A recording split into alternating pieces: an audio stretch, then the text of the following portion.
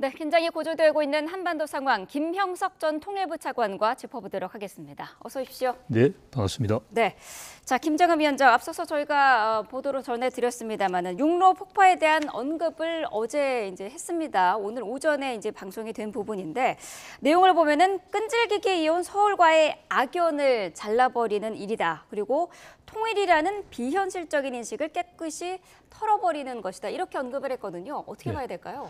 일단 이제 그 제시한 메시지가 새로운 건 아닙니다. 네. 그런데 왜 이 시점에 이 상황에서 이제 김정은이 나와서 이야기했을까라는 건데요. 네.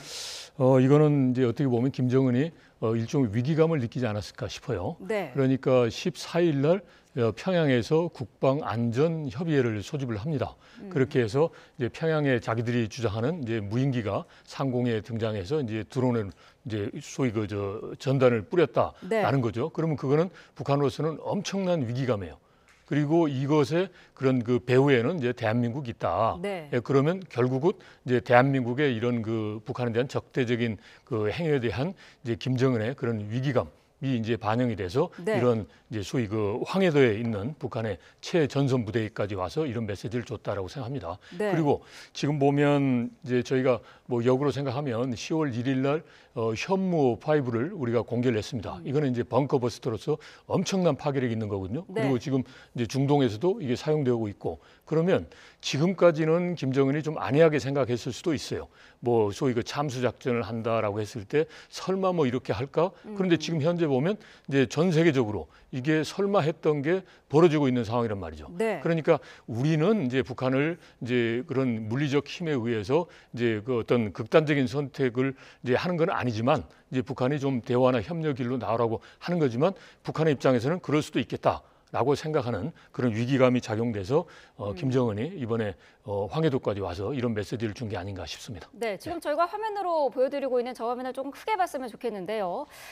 저게 지금 조선중앙통신이 보도한 화면인데 김정은 위원장이 전투 대기 태세인 여단을 찾은 그런 화면입니다. 지금 테이블에 펼쳐진 큰 지도가 나와 있는데 여기에 서울 지역이 표시가 돼 있다고 해요. 저렇게 좀 공개적으로 보여주고 있는 부분은 일부러 그런 부분도 있다고 보시나요? 그렇죠. 그거는 이제 전형적으로 이제 의도적입니다. 네. 그러니까 이번에 이제 10월 달에 이제 무인기가 평양의 중구역을 침투했다. 그게 이제 중구역은 이제 김정은의 노동당 중앙청사가 있는 데란 말이죠. 네. 그러니까 이제 자기들도 이제 서울에 그러니까 대한민국의 중심지를 공격을 할 수 있다, 하겠다, 여차하겠다. 네.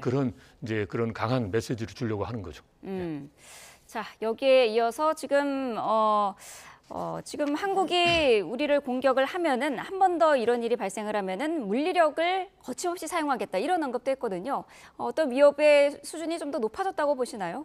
그 기존에 했던 겁니다. 왜냐하면 이제 일종의 자신들의 주권이 침해된다. 그러면 가만히 있지 않겠다. 네. 기본이 이제 북한이 보면 이제 강대강 힘에는 밀리지 않겠다. 지금은 어떻게 보면 힘에 의해서 서로 이제 대립하고 대결하는 그런 국면이거든요. 네. 여기에 밀려나지 않겠다라는 거고 혹여나 있을 이제 자기네들이 보면 이번에 이제 뭐 이제 폭파도 하고 여러 가지 도발 행위도 하고 앞으로 예를 들어서 이제 미국 대선이라든지 상황 변화를 위해서 도발을 할 수도 있잖아요. 네. 그러면 그 도발에 대해서 이제 우리 대한민국과 국제사회가 북한에게 심각한 그런 이제 부담을 줄 수 있는 그런 행위를 할 가능성도 있단 말이죠. 네. 그래서 그걸 사전에 차단하기 위한 이제 그런 엄포성 경고다라고 이제 볼 수가 있겠습니다. 네, 저희가 지금 김정은이 지도를 펼쳐서 이제 보고 있는 모습도 조금 전에 봤는데 서울의 지도였단 말이죠. 네. 그리고 최근 또 뒤집어 보면은 북한이 쓰레기 풍선을 날려보내면서 그 가운데 일부에서 GPS가 발견되는 네. 그런 부분도 있기 때문에 좀 염려가 되는 부분이 있는데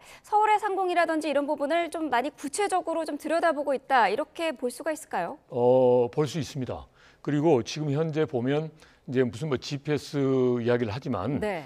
물리적 측면에서 보면 북한이 이제 소위 그 우리를 공격할 수 있는 그러한 그런 그 수준과 능력은 가지고 있는 거거든요. 네. 그런데 그걸 하질 않고 있습니다. 왜냐하면 그걸 했을 때는 기본적으로 전쟁 행위가 되는 거고 네. 이제 북한 표현을 하면 거기에 따라서 엄청난 그런 이제 그 반발과 그다음에 이제 북한에 대한 피해가 있기 때문에 그걸 네. 하지 못하는 거예요. 그러니까 안에 할 수 없어서가 아니라 그걸 지금 현재 상황에서는 그걸 못 하고 자기들한테 그게 아직까지는 이제 그 이해관계에 있어서는 좀 떨어진다라는 거기 때문에 네. 이런 부분에 대해서 우리가 소홀하게 생각해서는 안 되죠. 예. 네, 알겠습니다. 자, 어제는 또 북한이 남북 연결도로 폭파 소식을 이틀 만에 예. 공개를 하기도 했습니다. 4년 전에 이제 남북 공동 연락사무소 폭파가 있었는데 그때는 2시간 만에 속보를 냈는데 이번에는 이틀 만에 이렇게 공개를 한 이유가 있을까요? 제가 보기에는 뭐 다른 특별한 의도는 없다라고 봅니다. 네. 왜냐하면 이제 도로 폭파하는 것 자체는 이미 예고됐던 거기 때문에 네. 이제 그런데 그때 그 상황을 보면 북한 내부에서 보면 어떻게 보면 이제 우선순위가 밀렸을 가능성이 높아요. 그러니까 지금 이제 오늘 또 김정은이가 특별하게 와서 이제 이렇게 메시지 주는 것처럼 네. 이제 그때 그 당시에 15일 날 이제 폭파가 있을 때 보면 김여정이가 계속 무인기의 소행 그 배후에 이제 우리 군부가 있고 여기에 대해서 이제 엄청난 후과가 있을 것이다. 대가를 치를 것이다. 그리고 이런 거는 이제 미국이 사주했으니까 미국이 책임져야 된다. 이런 쪽으로 계속했어요. 그리고 네. 또 이제 여러 가지 어떻게 보면 이제 이제 전투 태세 준비라든지 이런 부분을 하고 있어서 네. 이제 사실상 이제 우선순위가 밀려 있는 게 아니냐. 그리고 폭발을 했고 그거는 대외적으로 이미 다 돼 있고 네. 이걸 또 대내적으로 메시지하는 것은 새로운 건 아니니까. 그리고 대내적으로도 보면 무슨 뭐 140만의 청년들이 뭐 탄원서 낸다든지 그다음에 뭐 북한 전역에 의해서 걸기대 한다든지 네. 그러니까 내부적으로는 그걸 시급하게 빨리 내서 이제 내부의 통제라든지 이걸 할 이제 그런 유인이 좀 떨어졌던 거죠. 그러니까 즉 무인기 부분에 보다 더 집중했다라는 그런 차원에서 좀 늦어진 것 같고 그다음에 네. 또 하나는 오늘 아침에 지금 김여정이가 일찍 담화를 냈어요. 우리 언론 보도를 보면서. 그래서 네. 어제 우리 합참에서 북한이 공개한 사진 중에 하나가 우리 사진이다. 저작권 하니까 네. 그건 아니다. 그거는 그거는 이제 미국의 MBC 방송이라든지 로이터 통신 이런 데서 동영상 한 거 가지고 이제 일부 이제 찍었다라고 하는 거예요. 그러니까 네. 그만큼 우리 내부의 동향도 보고 이제 소위 이제 이런 부분에 대해서 이제 그 집착을 하고 있는데 자기들이 봤을 때 사진을 공개하는데 마땅히 이게 북한 주민들이 봤을 때 야 이게 드디어 폭파했구나라는 어떤 게 좀 자극적인 그런 사진이 이제 없어서 그걸 확보하는데 좀 시간이 필요했을 수도 있다 싶습니다. 그래서 네. 이틀 후에 냈다라고 해서 다른 특별한 의도가 있느냐라고 뭐 그렇게 해석할 필요는 없지 않나 싶습니다. 그 공개된 사진과 관련해서는 사실 북한 측에서도 저 정도의 그 쇼라고 할까요? 그런 거를 하려면은 촬영이라든지 그런 게 있었을 것 같은데 그게 없었던 건가 싶기도 한데요. 없었겠죠. 있었으면 그거 활용을 했을 텐데. 네, 예, 네. 알겠습니다. 네. 자, 지금 뭐 그 공개한 시기가 이틀 지난 거에 대해서는 특별한 의도가 없다고 하셨는데 어떤 일정한 흐름에 따라서 이제 북한이 내부적으로도 네. 공개를 하고 있는 그런 상황인 것 같은데요. 이거와 관련을 해가지고 김정은이 사실 렉서스 차량이 그 현장에서 네, 확인이 네. 됐기 때문에 우리 군 당국도 김정은이 현지 시찰을 한 거 아니냐 이거를 가능성을 높게 지금 분석을 하고 있는데 예. 만약에 시찰을 했었다면은 조만간 공개가 되지 않을까 싶거든요. 그러니까 이제 14일 날 김정은이 이제 북한 보도에 따르면 네. 14일 날 이제 김정은이 평양에서 국방 안전 협의회를 소집을 했어요. 네. 그리고 거기에서 이제 모든 상황을 좀 파악한 거죠. 네. 그 다음에 15일 날 철도 도로가 폭파됐고, 그 다음에 이제 오늘 보도에 보면 17일 날 황해도에 있는 2군단 지부를 이제 방문한 걸 테니까 네. 여러 가지 동선을 쭉 보면 일정을 보면 이제 봤을 가능성이 매우 높죠. 네. 예. 그런데 이걸 왜 공개를 안 했을까? 그건 뭐 북한 내부의 사정이겠습니다만은 뭐 이거는 이제 한번 지켜봐야 되겠습니다. 알겠습니다. 자, 어제는 또 이 폭파 장면을 보도를 하면서 이 헌법에 대한민국을 적대 국가로 규정한 사실을 사실 좀 끼워 넣듯이 공개를 하기도 했거든요. 헌법을 개정한 다음에 열흘 만에 공개한 건데 이 부분은 어떻게 보시나요?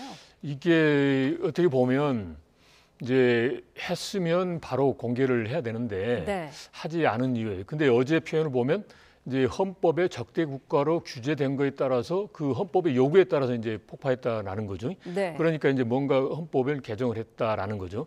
그래서 이걸 보면 왜 안 했을까라는 것은 뭐 내부적으로는 북한 내부에 있어서 이제 통일이라는 것 또 민족이라는 것 걷어내는 게 부담되니까 네. 내부의 어떤 그 공감대 형성을 위해서 늦춘다라는 이제 분석도 있는데 그것보다는 저는 이것 자체가 우리 내부를 교란하는 거거든요. 그러니까 자꾸 북한이 어떻게 하고 있을까라는 거니까 네. 궁금증을 계속 유발시키는 거예요. 그러니까 즉 우리 내부에 있어서의 그 화제의 중심에 북한을 이제 끌어들이는 하나의 되는 거죠. 이것도 당장 보면 규제라는 표현을 놓고 이거 헌법 개정을 했다 안 했다 그리고 더 나아가서 직설적인 말은 안 나오지만 네. 이게 대해서 정부가 이게 제대로 모르고 있는 거 아니냐? 뭐 이런 식으로 해서 이제 정부와 민간을 이간시킨다든지 뭐 이런 것도 있단 말이죠. 여러 가지. 그래서 네. 아마도 이게 슬쩍 끼워넣은 거는 이제 북한 내부에 그런 뭐 아직 공감도 형성 안 됐다라는 것도 있겠지만 네. 이제 우리 내부에 이제 여러 관심을 유발하고 우리 내부에서 뭔가 분열을 가져오려고 하는 것. 보면 오늘 이제 김여정이 담아 나오는 거는 어제 우리 언론에 나왔던 내용 가지고 아침에 이렇게 바로 반응을 보인단 말이죠. 그러니까 네. 우리 내부의 언론이라든지 이걸 잘 보면서 그걸 활용하기 위한 하나의 그 일종의 뭐 살라미 전술이라고 그럴까요? 아하. 이제 그런 여론에 대한 그 분열을 네. 위한 이제 목적이지 않을까 싶기도 합니다. 네. 또 주목할 부분이 주체 언어 사용도 예. 이제 중단하는 것으로 확인이 됐단 말이죠. 예. 이게 사실 김일성이 태어난 해를 기준으로 삼고 있기 때문에 북한에서는 굉장히 중요한데 이걸 더 이상 사용하지 않는다는 것은 어떤 의미일까요? 일단은 저 앞으로 지켜봐야 돼요. 그러니까 일부 매체에서는 또 주체라는 것도 있으니까 네. 그게 아직 뭐 지시가 제대로 전파 안 돼서 그럴 수도 있다 그러지만 일단 지켜봐야 돼요. 왜냐하면 2015년인가 그때 북한에서 평양 시각으로 했다가 네. 다시 또 회귀를 했단 말이죠.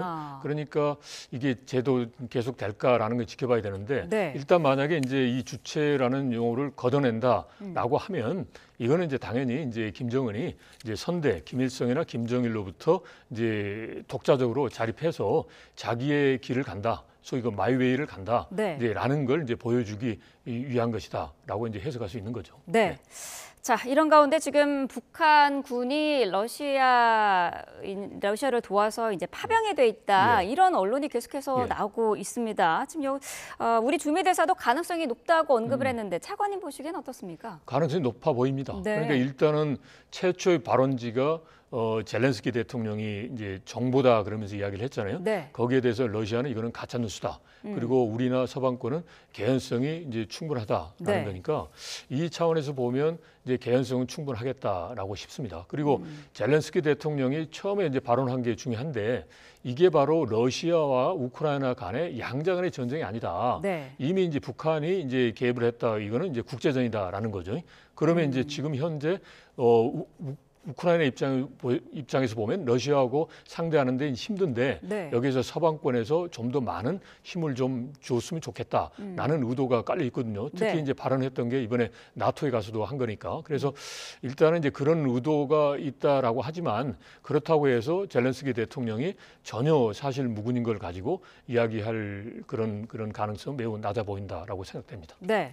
뭐 10,000명이다라는 얘기도 있고 3,000명도 예, 안 된다라는 얘기도 있으면서 이제 규모도 엇갈리고 있고 예. 투입 부대도 후방 부대의 병력이라는 얘기도 있고요. 실전 경험을 축적하기 위해서 특수부대가 투입됐을 거다라는 전망도 있는데 여기 대해서는 어떻게 생각하시나요? 여러 가지 있을 수가 있는데 과거에 이제 북한의 사례를 보면 직접 뭐 전투병을 이제 파병한 경우는 없지 않습니까? 그래서 네.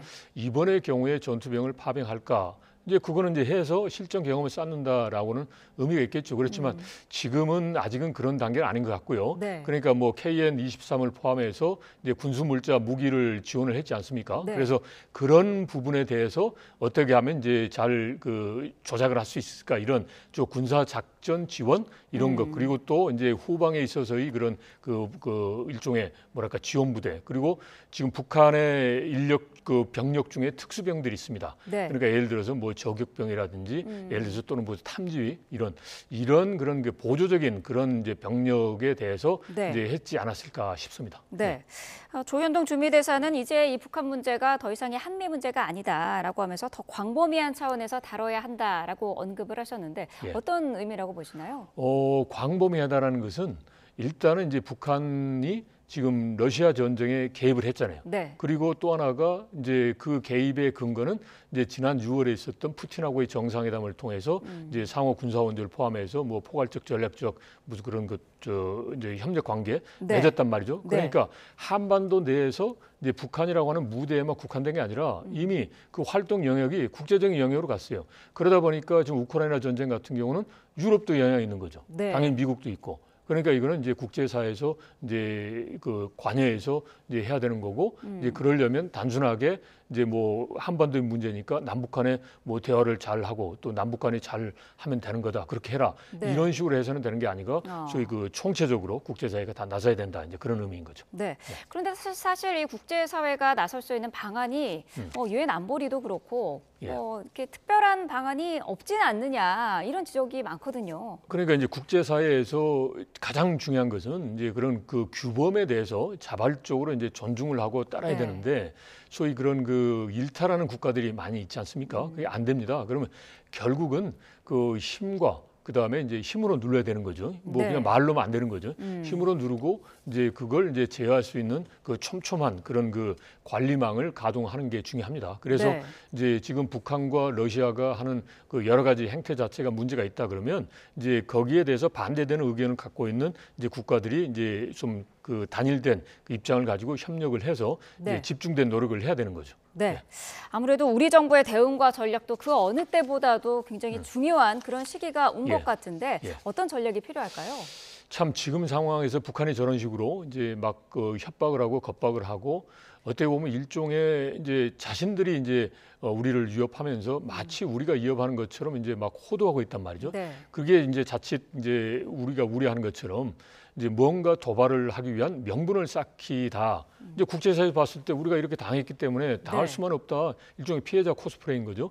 이제 그런 이제 도발의 이제 가능성도 있기 때문에 이걸 대응을 해야 되는데 네. 그렇다고 해서 여기서 뭐 유화적으로 말만 한다고 되는 거 아거든요. 그러니까 여기서는 철저하게 북한이 더 이상 이거 만약에 도발을 했다가는 정말 뭐 또 뭐 이제 뭐 남을 게 없다. 이런 위기감을 줘야 돼요. 네. 그래서 이럴 때는 이제 확고한 그런 의지 그리고 이제 북한에 대해 강한 메시지 주는 게 있지 않습니까? 정권의 종말 이거는 말이 그렇지만 지금으로서는 이번에 저는 김정은이가 위기감을 느끼고 있다라고 보거든요. 네. 그러니까 이런 부분을 강한 메시지를 계속 주면서 우리의 준비 태세도 이제 확보를 해야 되는 거고 네. 그 다음에 중요한 거는 이렇게 하면서 북한이 결국은 생존을 위해서 전쟁은 죽음이라고 생각할 거거든요. 생존을 위해서 나올 수 있는 테러도 우리가 보여줘야 돼요. 그러니까 너네들 이렇게 하지만 네. 이렇게 하면 살 수가 있어. 예, 그걸 이제 보여줄 필요가 있다. 그게 네. 바로 이제 어떻게 말하면 이제 매번 이야기를 했지만 이제 비핵화를 위한 대화에 나와라라는 거고 뭐 여러 가지 그런 이제 그 시그널이 있을 수 있겠죠. 그래서 네. 여하튼 강하게 힘에 의해서 억제하면서 상황을 관리하되 이제 테러도 보여줘야 된다. 그 다음에 여기서 중요한 것은 이제 북한이 분명히 우리 내부의 그런 그 여론 분열 이걸 네. 노릴 거란 말이죠. 여기에 대해서 우리가 국민에게 충분하게 설명하고 지금 뭐 전쟁에 대한 걱정이 많이 있지 않습니까? 근데 네. 여기에서 그런 우려가 나오지 않도록 정부가 확실하게 그럴 수도 있겠다 이러면 안 되는 거죠. 네. 이거는 그런 상황이 있을 수가 없고 이거는 우리가 확실하게 책임집니다. 이런 식으로 확실하게 해서 그런 우려도 불식하고 이제 북한에 대해서 야 우리가 잘못한 거 아니야? 우리가 조금 더 유화적으로 해서 해야 되지 않느냐? 힘을 하는데 그게 되겠습니까? 이런 그 논란이 이제 팽배하지 않도록 네. 여론 관리 분위기도 형성하는 게 중요하다 싶습니다. 알겠습니다. 자, 북한 이슈 자세히 짚어봤습니다. 김형석 전 통일부 차관과 함께했습니다. 고맙습니다. 네, 고맙습니다.